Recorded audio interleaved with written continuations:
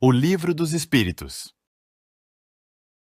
Curso sistematizado da doutrina espírita em áudio. Seja Sociedade Espírita Joana de Ângeles, Ribeirão Preto, São Paulo. ESD da Seja.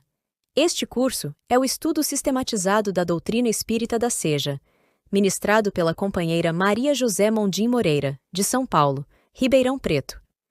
É um estudo das obras O Livro dos Espíritos e o Evangelho segundo o Espiritismo, através de sua narração. São aulas feitas nas quintas-feiras, na Sociedade Espírita Joana de Ângeles, ministradas por 15 anos. Sendo 32 lições do Livro dos Espíritos e 32 do Evangelho segundo o Espiritismo, intercaladas com o estudo do passe. Aula 17, capítulo 8. Emancipação da alma.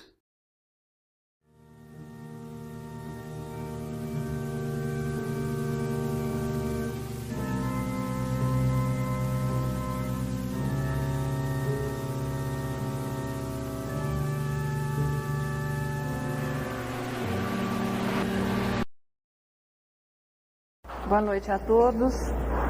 Na nossa sequência de estudos hoje, vivendo a nossa aula número 17, e nos traz um assunto, eu acredito, muito interessante para todos nós, é a emancipação da alma, onde através de 56 questões, é isso mesmo, correto, através de 56 questões, entre outros assuntos, nós vamos falar de sono e de sonhos. Aliás, quando se faz assim algum trabalho em que se abre para pergunta, um painel, esse assunto nunca falta, sonhos. Bom, a maioria de nós acredita que saiba o que é dormir, né? Às vezes a gente se prepara com todo capricho para vir até dormir no centro espírita. Então, já teve gente que reclamou que as cadeiras não são muito confortáveis.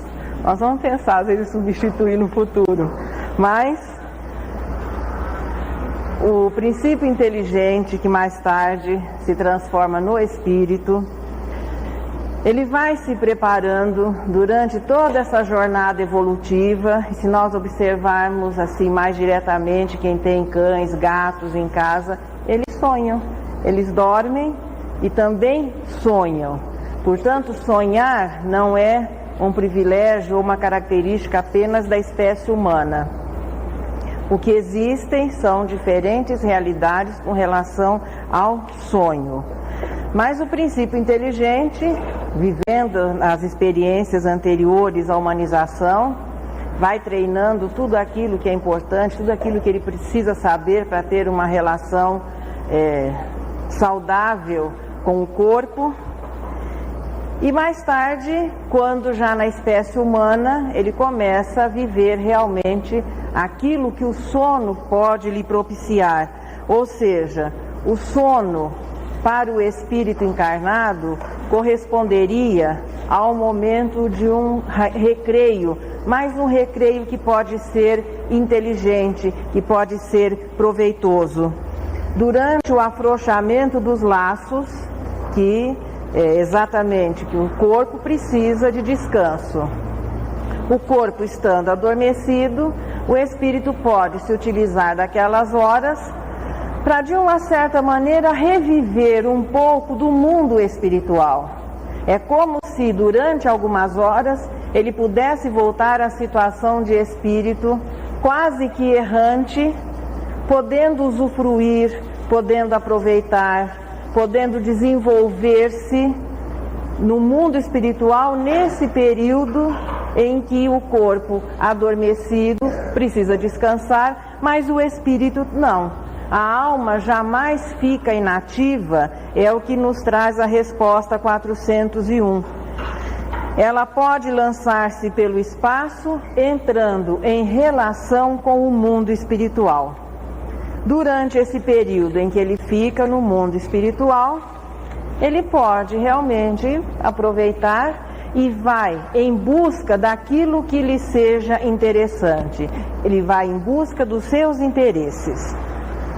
Como é que nós podemos saber que é possível, durante o período do sono, termos essa vivência no mundo espiritual? A resposta 402 é muito clara, pelos sonhos, pois o sonho é a lembrança do que o espírito viveu nesse período em que ele passa usufruindo do mundo espiritual. Parece que Deus dispôs de maneira tal que mesmo encarnado, o espírito continua tendo algumas horas de vida espiritual, não sofrendo aquela influência tão grande. Claro que ele estando encarnado não é uma liberdade verdadeira, é uma emancipação, é uma liberdade relativa, mas isso pode auxiliá-lo a viver melhor o período em que ele está aqui, as horas de vigília. Pode ser uma situação assim muito importante para ele, é aquilo de não se sentir tão distanciado da verdadeira vida para o espírito, que é a vida espiritual. Embora nem sempre as lembranças que nós vamos ter dos sonhos sejam exatamente correspondentes à realidade vivida nesse período. A lembrança, veja, nós vivemos em espírito a experiência, e a lembrança depois vai sofrer a refração da matéria. Então muitas vezes ou não nos lembramos, ou lembramos de coisas que parecem assim fragmentadas, incoerentes, e em outras situações a lembrança é muito clara, muito cristalina. Sonho é um assunto realmente fascinante, tão fascinante que a própria ciência se interessou pelo assunto, e existe na psicanálise aquela situação de se fazer uma avaliação, um acompanhamento e se buscar conhecer o interior das pessoas através do quê? Das lembranças, do material que nós podemos oferecer através das lembranças do sonho. Nós podemos ter três situações diferenciadas com relação ao sonho. Sonho é sonho, mas aquela lembrança pode ter como causa três situações assim relativamente diferentes. Sonho número 1, ele poderia ser classificado como sonho físico. É a liberação durante o repouso do corpo das imagens que compõem o nosso cotidiano.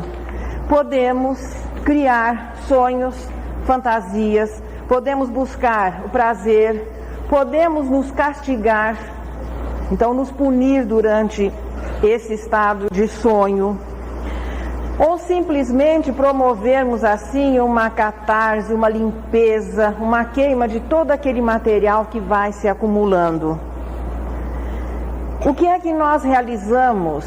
Qual é a situação desse sonho classificado como sonho físico? Quem, por exemplo, estiver fazendo um regime draconiano, pode arrumar, por exemplo, um sorvete fantástico, um bolo maravilhoso, um X, eu pus aqui um X, tudo plus.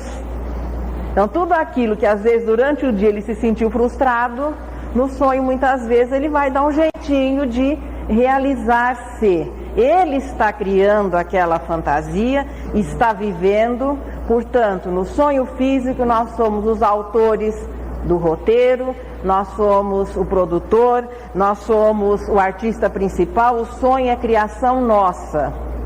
Às vezes alguém diz assim, olha, eu sonhei com você. Você pergunta, mas que hora foi? Porque às vezes a gente pode estar acordado e a pessoa sonhou conosco. Agora, se os dois estiverem naquela hora dormindo, pode ser que houve um encontro espiritual.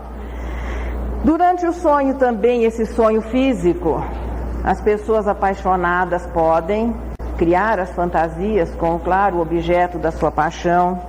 Podemos também ser perseguidos por um monte de roupa que precisa ser passada, aí já não é um sonho agradável, é aquele que você acorda, se o coração batendo no pescoço, você dá graças a Deus por haver acordado. Muitas vezes a pessoa imagina que está atrasada e corre e não consegue chegar ao local. De repente nós podemos sonhar que as bolsas caíram ou subiram, que tudo ficou tranquilo.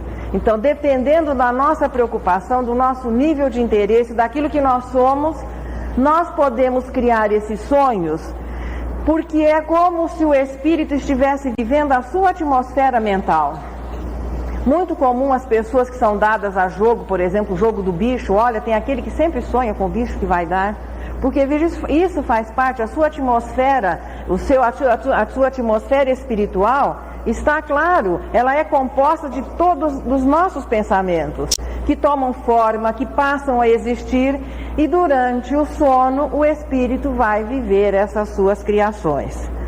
Podem ser situações agradáveis ou podem ser situações em que a gente vai, quando acordar, cair na realidade. Aí vem o sonho número 2, que é o sonho reflexivo.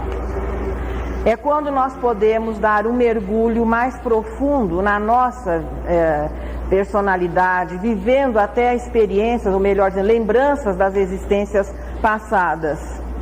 Então, situações que às vezes, ou por serem interessantes, ou agradáveis, ou traumatizantes, acaba sendo, durante o sono, afrouxada a linha de censura e nós vamos, de uma certa maneira, conviver um pouco com os nossos arquivos que estão lá na memória extracerebral. O sonho físico é tirado da memória dessa existência. O sonho reflexivo são imagens que podem estar guardadas lá nos nossos arquivos e que durante esse sonho, nós poderemos alcançar. Deste sonho também nós somos o autor, o protagonista. Ele é uma criação nossa no sentido assim, das nossas experiências vividas. Aí vem o sonho verdadeiro, que é nós colocamos aqui o sonho espírita, porque esse é o verdadeiro sonho, ou seja, a lembrança das experiências vividas no mundo espiritual, onde nós vamos participar de situações, nós vamos encontrar com pessoas, conviver. Veja, o sonho já não depende apenas da nossa vontade, nós seremos apenas um protagonista das situações, mas o roteiro, a ideia não é nossa apenas. É nesse sonho que nós podemos realizar coisas interessantes e agora reais. Podemos nos lembrar do passado? Sim, mas na situação de espírito emancipado do corpo. Podemos antever o futuro? Coisas planejadas dessa existência e que seriam importantes serem assim lembradas, para que o espírito possa se posicionar ou às vezes dar um novo curso a uma situação em que ele esteja enveredando por um caminho inseguro. Também pode ser feito isso na situação espírito emancipado do corpo e reintegrando-se temporariamente, relativamente emancipado ao mundo espiritual. Podemos nessa situação reaver algumas das nossas percepções espirituais embotadas pelo processo de reencarnação. Dizer que o espírito na situação de sonho pode estar mais lúcido, mais tranquilo, com uma capacidade também mais ampla de aprendizado. Pode-se viajar de graça. Claro, sem precisar de hotel, pagar passagem nem nada, pode-se viajar. Podemos nos instruir, participar de estudos, podemos trabalhar. Tem aqueles que ainda arranjam um jeitinho e acertam uma carga horária de 3 ou 4 horas no mundo espiritual. Podemos visitar amigos encarnados ou desencarnados. Veja que o espírito tem uma vivência normal no período em que o corpo está dormindo. Melhor dizendo, ele pode ter. Porque tudo isso vai depender daquelas 2 palavrinhas que nós estamos tornando familiares nessa sequência, da sua condição moral. É ela que define tudo na realidade do espírito.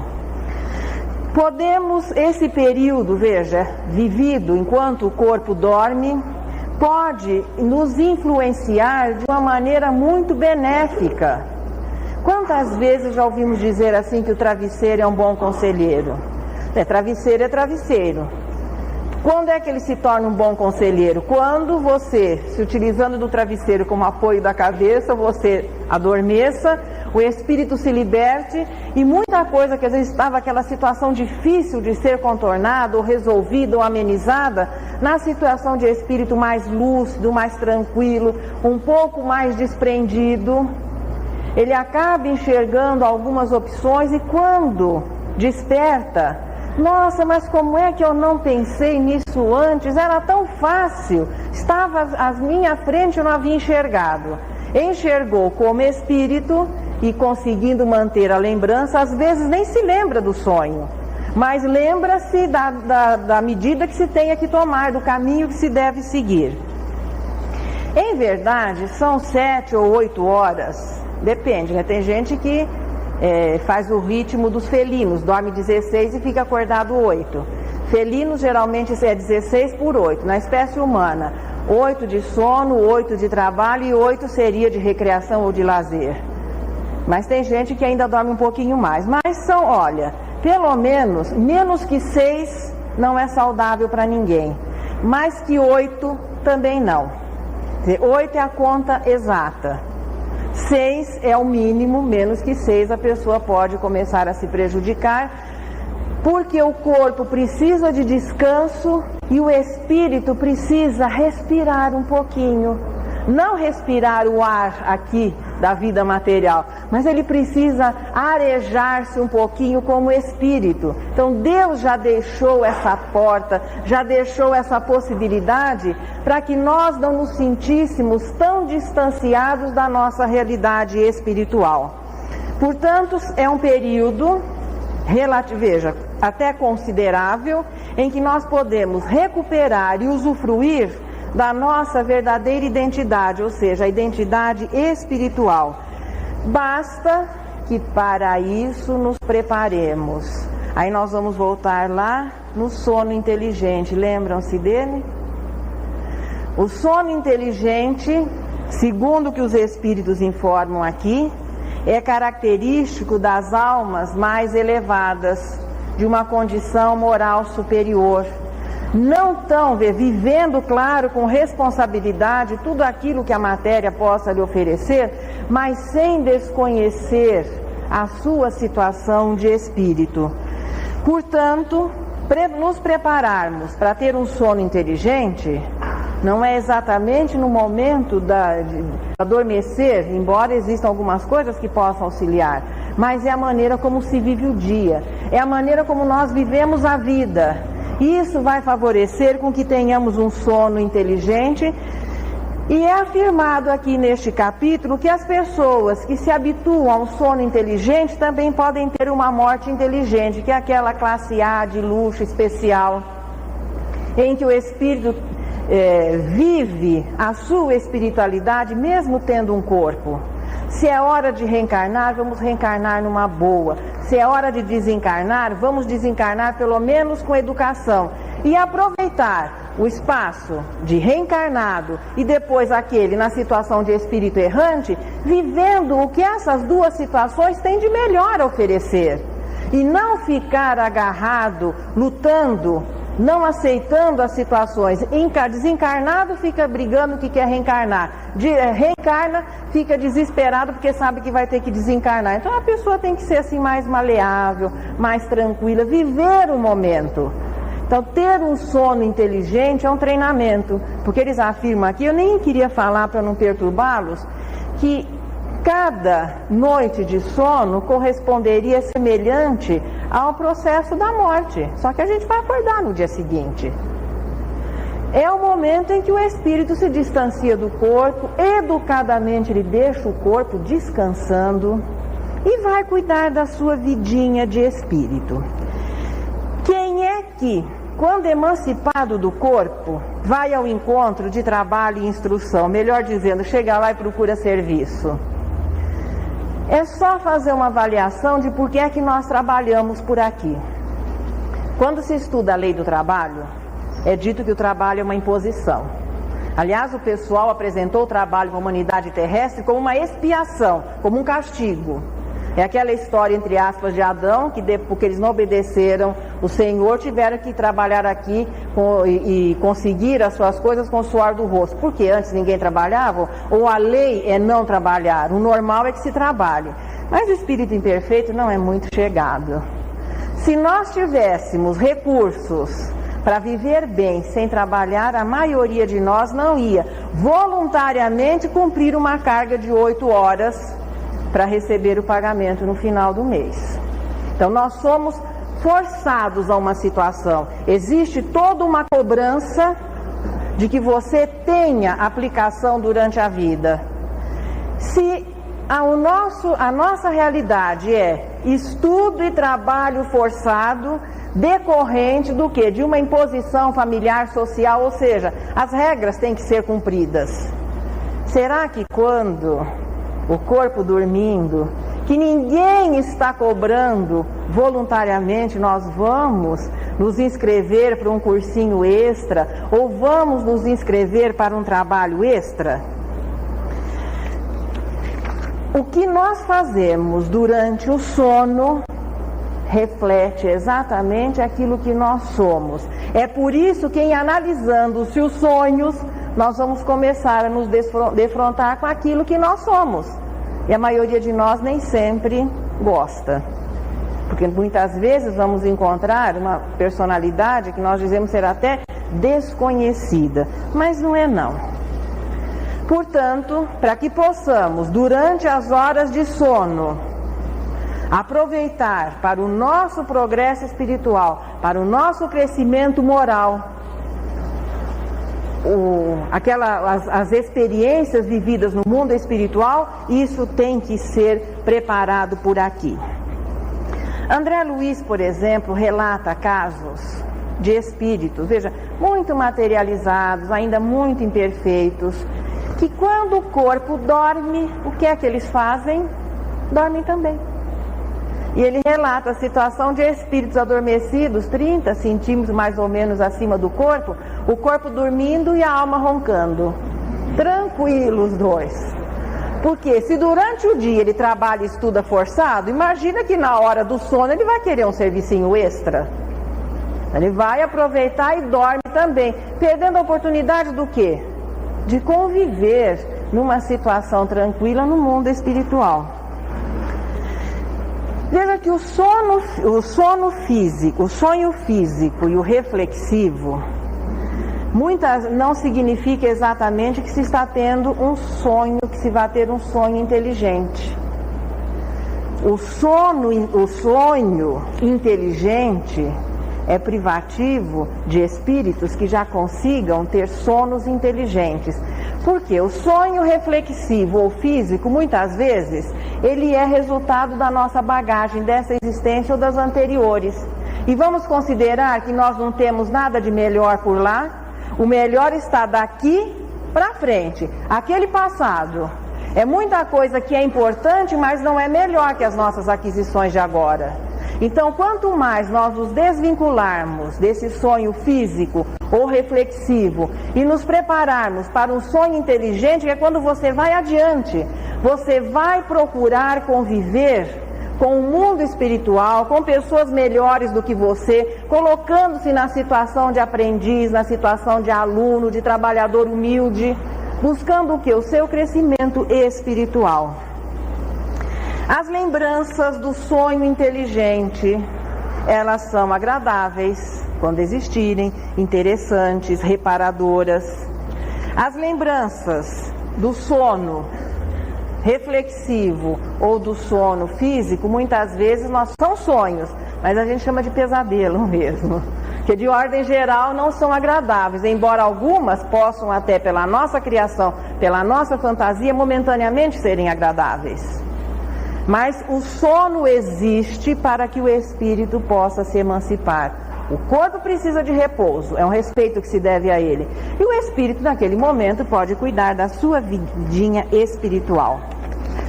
Por que é que as lembranças, em muitas situações, elas são desfocadas, fragmentadas, incoerentes?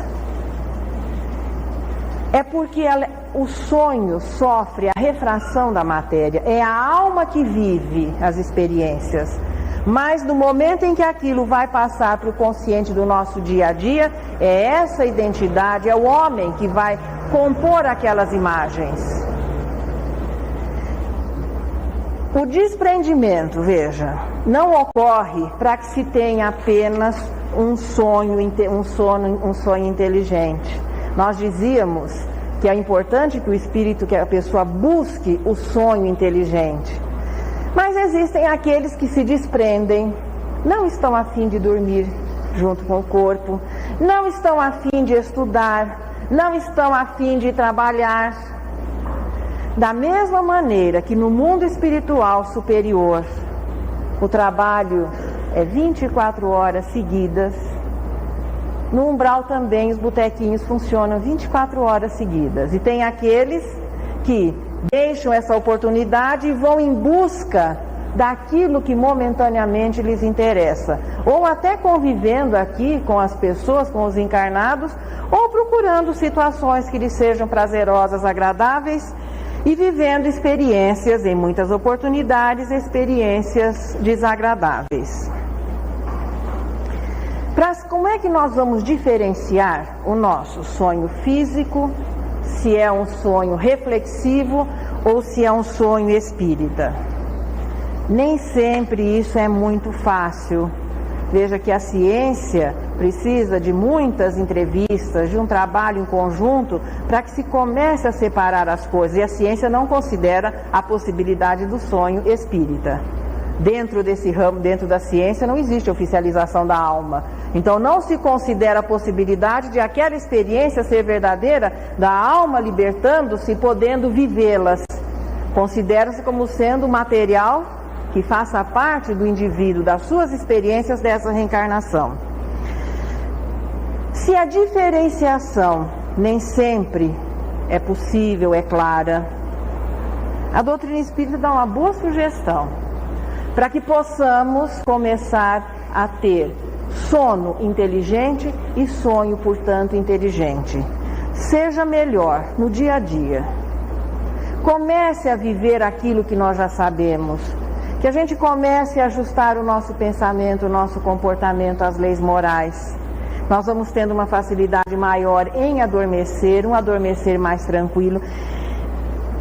E por falar em sono inteligente, lembram-se quando nós falávamos alguma coisa acerca desse preparo? A maioria das pessoas, quando vai dormir, mergulha de ponta na cama.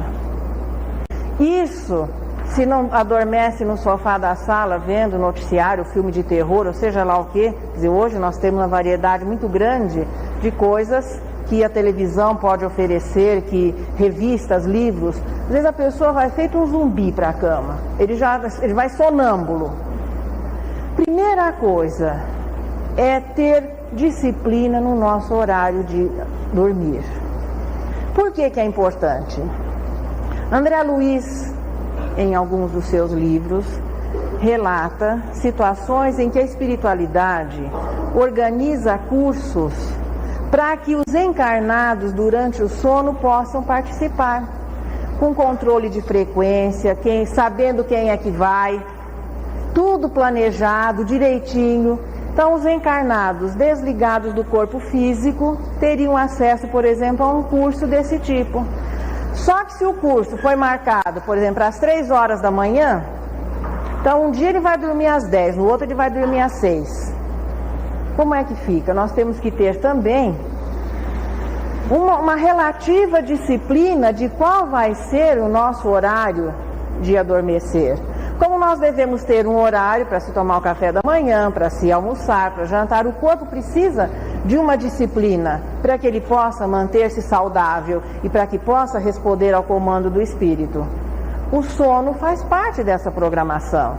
Então é importante que nós tenhamos uma disciplina com relação ao horário, para que nós possamos programar e os outros que aceitam o nosso pedido ou nos convidam também possam programar um trabalho.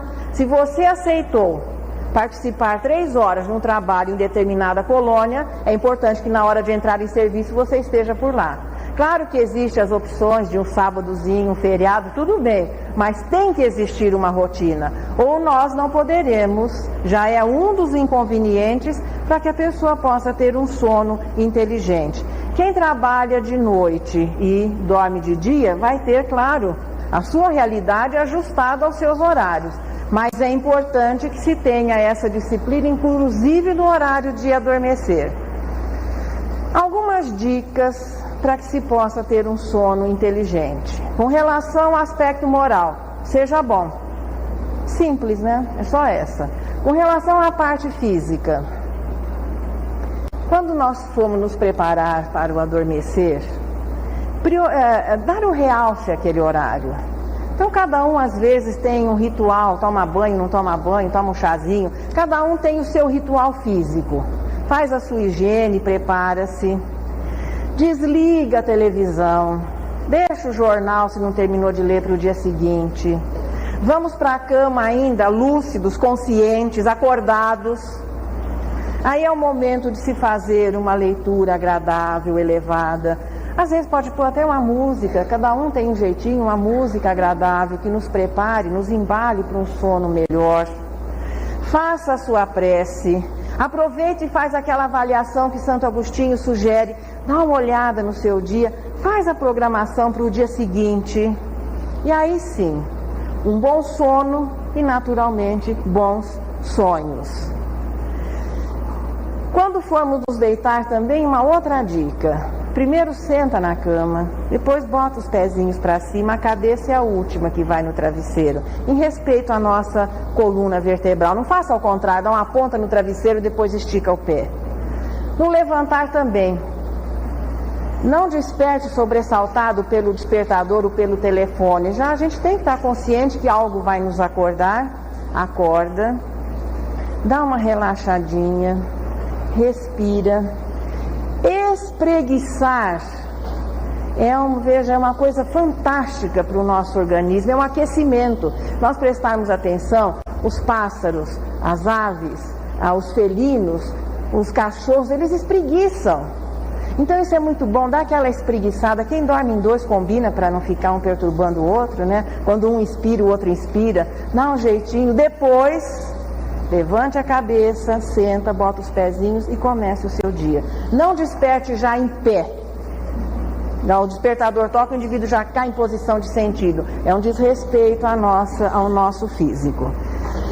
Quando se é jovem, possivelmente isso possa parecer alguma coisa até assim, infantil. Mas acontece que nós não vamos ser jovens a vida inteira.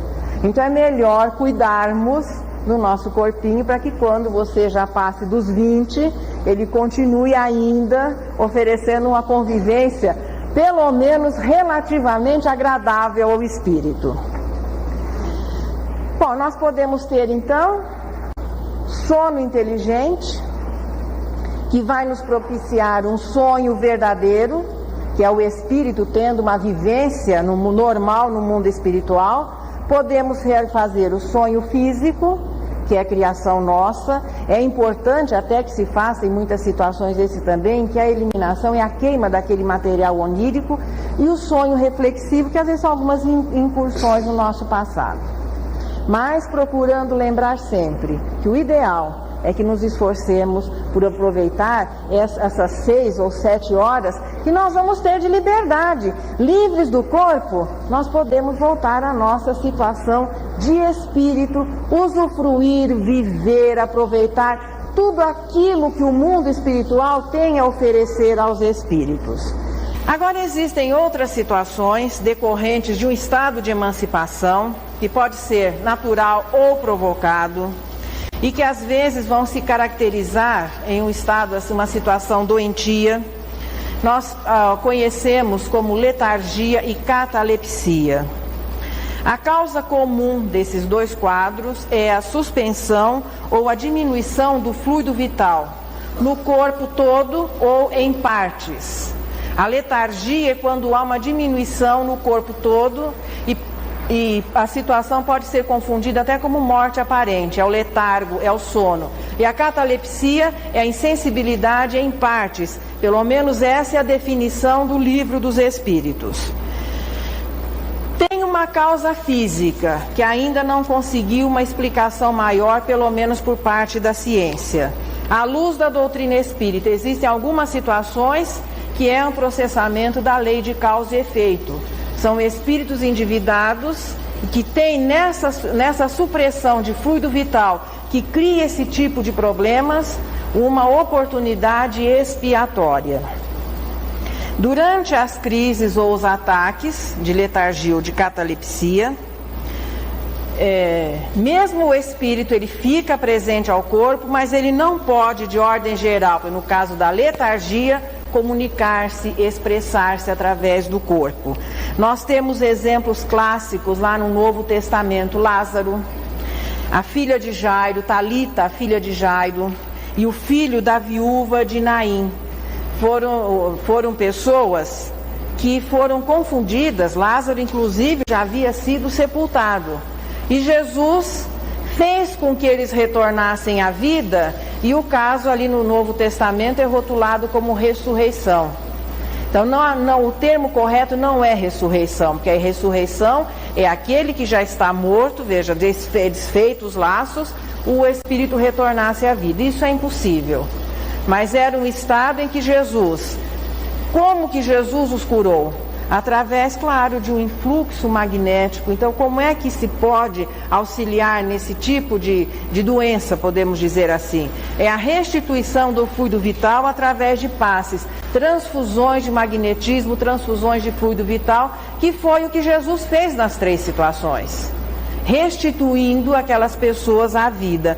Inclusive a Talita, ele logo alimenta a criança, porque ela precisava, claro, ela estava desvitalizada. Ele fez com que ela acordasse, mas recomendou que a alimentassem. Existem outras situações que se caracterizam por um estado de emancipação da alma: sonambulismo, êxtase e dupla vista. O sonambulismo é um estado assim de emancipação mais completo que no sonho. Veja, no sonho o corpo está adormecido, o espírito não se utiliza dele, ele fica lá adormecido, tranquilo. Veja, há uma diminuição da atividade física, os batimentos cardíacos diminuem, então tudo fica no estado assim de repouso, para recuperação exatamente das energias. No sonambulismo é um adormecimento, o espírito goza de uma liberdade até maior, podendo utilizar-se do seu corpo. Então é ele que vai atuar na situação do sonambulismo através do seu corpo. Aí vem os casos que o sonambulismo nos apresenta. Sonâmbulo é aquele que fica a noite inteira conversando, fica irradiando futebol, falando da situação da bolsa, contando o que aconteceu no dia, perturbando as pessoas que estejam em volta. É um quadro de sonambulismo? É. Existem outros que perturbam mais ainda, levantam e começam a andar pela casa, quer sair para a rua, quer fazer o serviço. É um quadro de sonambulismo? É. Baseado no quê? Numa predisposição física, faz parte da natureza de algumas pessoas essa possibilidade de afastarem-se do corpo e depois se utilizarem dele. Só que isso não é concedido para que ele se desgaste além do necessário e para que perturbe as pessoas que convivam com ele. O sonambulismo é oferecido ao espírito para quê?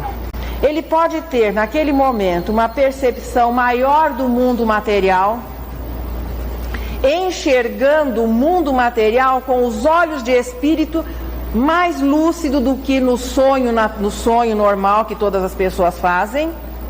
Então ele enxerga a vida material, pode enxergar a vida material com uma lucidez maior, pode ter acesso aos seus arquivos de memória, pode se lembrar do passado na situação de espírito mais emancipado do que no sono comum, pode prever acontecimentos, pode ver situações que estejam acontecendo à distância. O transe sonambúlico pode ser espontâneo ou pode ser provocado. Naqueles em que essa faculdade se manifeste naturalmente, faz parte da sua natureza. Ele afasta-se do corpo e se comunica através dele, podendo trazer informações preciosíssimas de acontecimentos aqui ou do mundo espiritual. O que é que vai definir aquela situação de espírito emancipado, sonâmbulo, que fica perturbando a família, e espírito emancipado, que se utiliza desse recurso num trabalho, muitas vezes até de ajuda às pessoas? É a condição moral.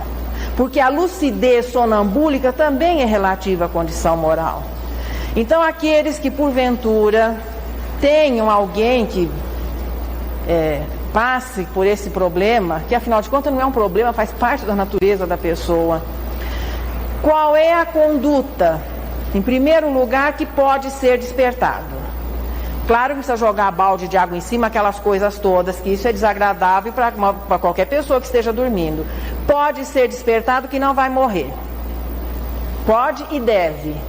E aquele que é portador dessa faculdade, procurar crescer como pessoa, em primeiro lugar respeitando o seu corpo enquanto ele estiver adormecido.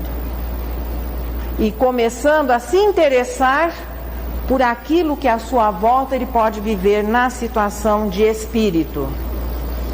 No livro dos médiuns, não estou dizendo que todo sonâmbulo seja médium, mas há uma variedade de médiuns que se utilizam de mediunidade, que se utiliza desse processo sonambúlico. E Kardec relata no livro dos médiuns o caso de um menino de 12 ou 13 anos, que aqui, na realidade, aqui no consciente do dia a dia, era uma pessoa de poucos recursos, quase que nem, me parece, de escolaridade muito simples. Quando no transe sonambúlico, quando ele se colocava em transe sonambúlico, ele fazia diagnósticos de doenças e receitava. Todo mundo pensava que o menino, veja, era a alma do menino que, emancipada, tinha condições de fazer o diagnóstico e de oferecer as receitas. Só que chegou um dia em que, no momento do trabalho, o espírito falou através do seu próprio corpo, dele mesmo: olha, hoje não vai ter receita, porque o anjo doutor não veio. Ele tinha como capacidade dele fazer o diagnóstico, não quando no estado de vigília, no estado de sonambulismo, o que já significava o quê? Um conhecimento maior. Apenas que na hora da receita era um outro que ditava o remédio e ele transmitia. Então ali fica claro, é um caso clássico de sonambulismo. A receita só, o diagnóstico, os recursos dele, é o sonambulismo comum. Mediunidade, quando outro espírito se utilizava dele para passar a receita. Então o sonâmbulo, as pessoas que têm esse tipo de problema, têm que começar a se educarem. Não é para ficar conversando a noite inteira, o corpo precisa de descanso. Não é para ficar andando pela casa perturbando a família e se perturbando em primeiro lugar. É para se utilizar disso, crescendo como pessoa, e quem sabe, às vezes, um bom espírito pode se utilizar dessa faculdade e nós podemos prestar um trabalho de ajuda para alguém. Também faz parte dos quadros de emancipação a vista dupla, que pode acontecer num transe sonambúlico ou pode acontecer no estado de vigília.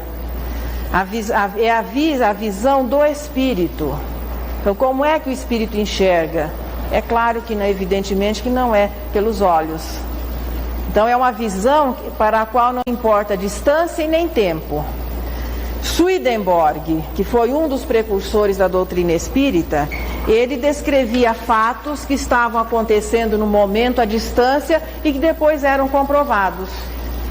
Então esse é um caso de vista dupla. Pode acontecer conjugado a um transe sonambúlico, pode ocorrer no estado em que a pessoa está, no estado normal, e ele fala o que está acontecendo à distância. Só que não é, veja, não é uma visão permanente, são flashes, são momentos. Ninguém fica, de ordem geral, permanentemente tendo essa possibilidade de enxergar a distância durante as 24 horas do dia. Aí vem o caso de êxtase, né? O que é o êxtase? É um estado também de emancipação. E nesse capítulo do Livro dos Espíritos foram selecionadas situações que dependem da emancipação da alma para que elas possam ocorrer. Então é o sono e o sonho, que é para todo mundo. Todos os seres humanos, vamos deixando agora os mais simples, dormem e sonham. Se lembram ou não, aí são outras situações. A lembrança é interessante. André Luiz fala entre... Qual que é a obra? Depois eu vou me lembrar. Entre a Terra e o Céu. Que muitos desses sonhos que nós temos, das nossas vivências espirituais, quando nós retornamos, elas são apagadas. E ele conta o caso de uma mãe que havia perdido um filho muito pequeno, o desespero dela, claro, era encontrar o menino. Durante uma noite ela é levada em espírito, vai lá, encontra, visita a criança. Na hora em que ela ia retornar ao corpo, através de uma imposição magnética, foi provocado um esquecimento. Aí André Luiz fica, mas como? Uma coisa tão bonita, como é que eles iam fazer ele esquecer?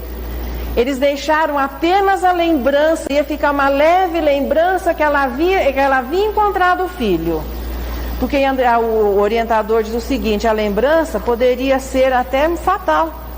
De repente nós estamos vivendo uma situação desgastante, aborrecida. Aí você se encontra com pessoas que te compreendem, numa situação boa, você começa a comparar as duas realidades. Descansa aqui, passeia, curte os amigos, agora apaga, volta para sua vidinha. Renovado, mais tranquilo, mais esperançoso, mais esquecido desses acontecimentos. Então o estado de emancipação oferece essa possibilidade de sonhar durante o sono, oferece a possibilidade do sonambulismo, da vista dupla e agora do êxtase. O que é o êxtase? O êxtase é um estado assim de emancipação mais aprofundado que o do sonambulismo. Veja, o sonambulismo é mais aprofundado que do sono comum. O êxtase é um estado mais profundo do sonambulismo. A alma do estático realmente se desprende. Existem situações em que ele até nem gostaria de retornar. É a mesma coisa que você está vivendo numa situação difícil, num lugar muito quente, muito difícil, aí você vai para um lugar tranquilo, refrigerado, gostoso. Fala, eu não quero voltar mais para lá. Então o estático, às vezes, ele tem aquela vontade de não retornar. Se ele não retornar, seria um suicídio. E nós temos narrações assim de estáticos famosos. Santa Teresa ficou famosa pelos seus êxtases. Então, ela desprendia-se do corpo e ficava muitas horas seguidas. Depois ela retornava contando o que havia visto.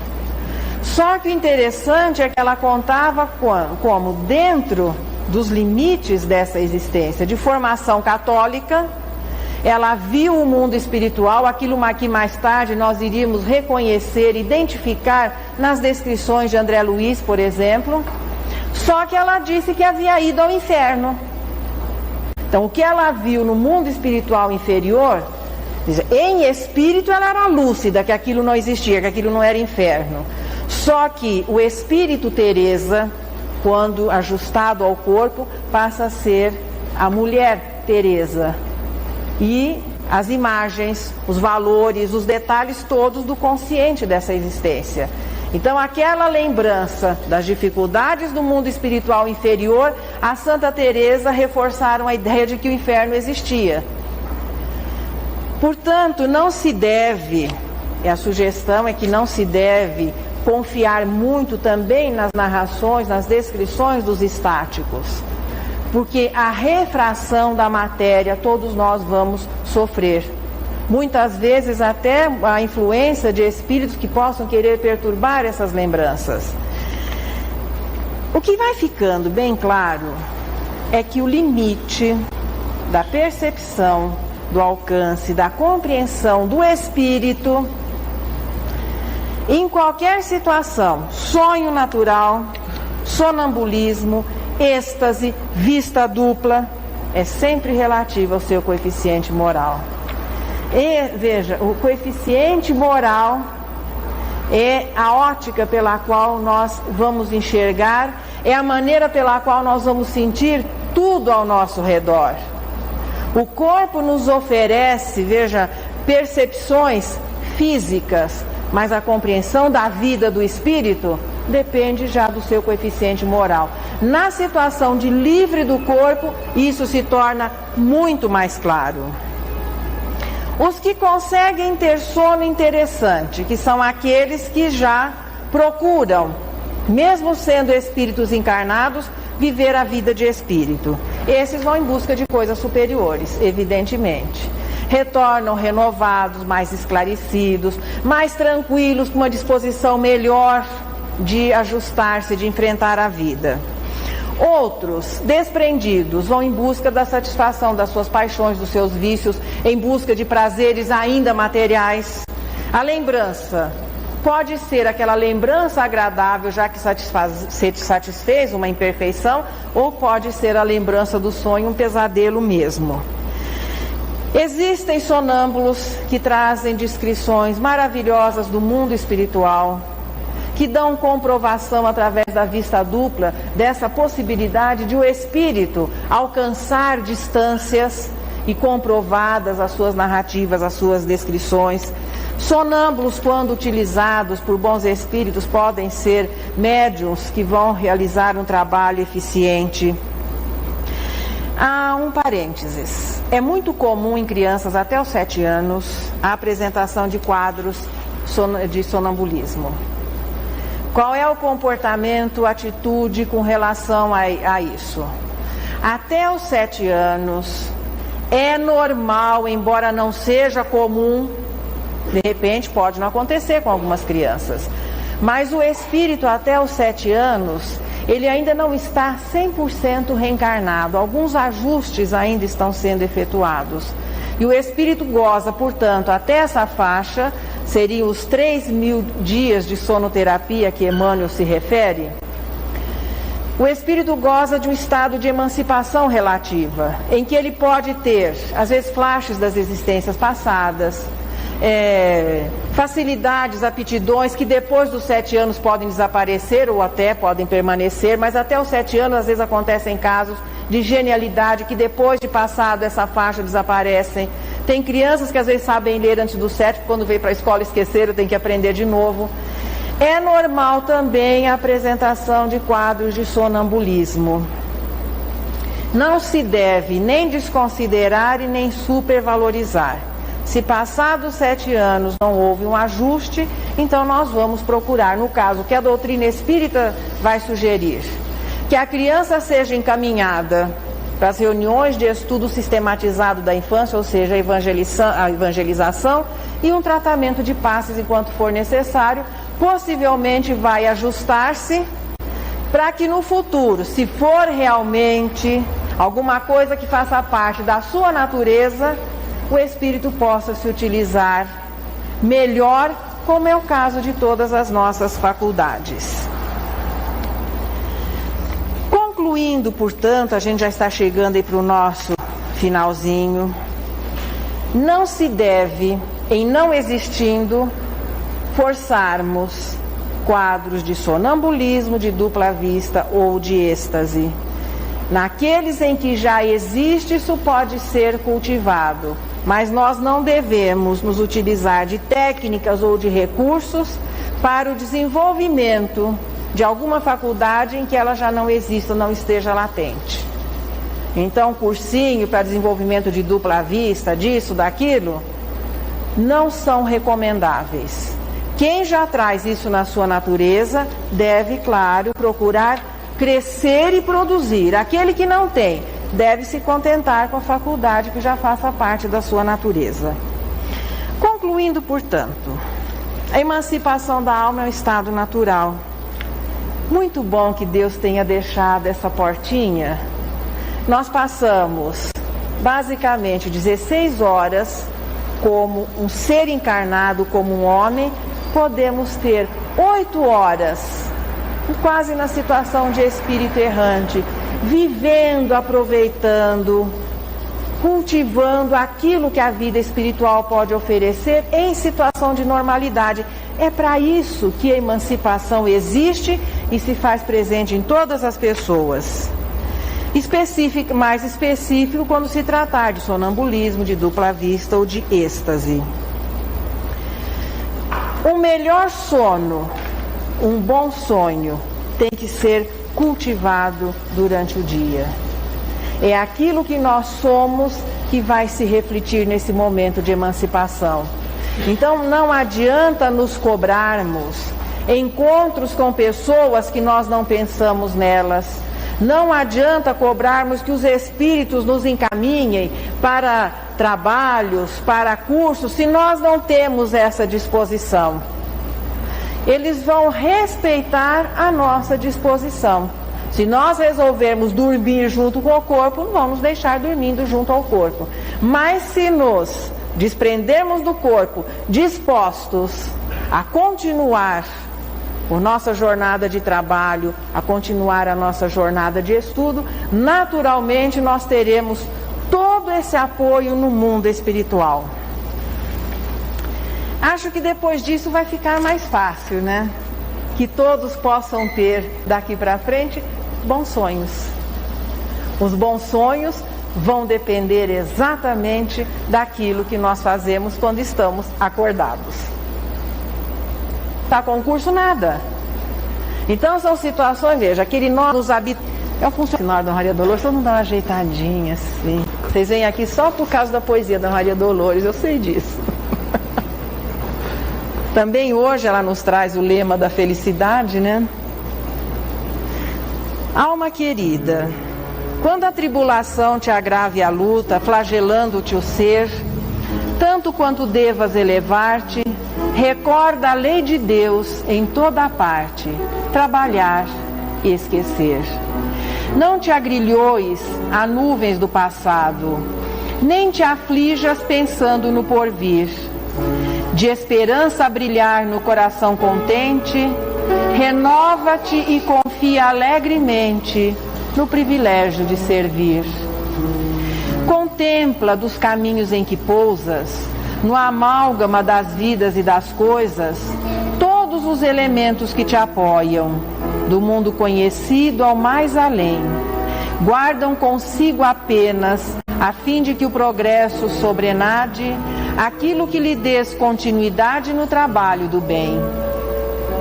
O astro do dia a refulgir no tempo, quanta vez terá visto sobre a terra povos e gerações, servos e reis, templos e tribunais, ordens e leis, nas florações da paz ou nas cinzas da guerra. Observa, porém, que o sol não fala disso, e ainda hoje e sempre a resguardar-nos, permanece em serviço. O chão silencioso não confessa quanta vez engoliu detritos agressores. Sabemos tão somente que responde, onde o lixo às ocultas se lhe esconde com braçadas de flores. Fertilizando a vida, a fonte deixa o lodo e tudo ouvida, para ser água, enfim, clara e singela. A argila sofre o fogo que a transforma, tudo esquece, ganhando nova forma em porcelana rendilhada e bela. Assim também, alma querida e boa, não reclames, perdoa, e nem exijas, ama. Se aspiras a encontrar as alturas do bem, no anseio por mais luz que te mantém, auxilia e constrói algo mais que o dever. Porquanto o lema da felicidade, sem que a dor nos deprima ou a queda nos degrade, será sempre servir, trabalhar e esquecer.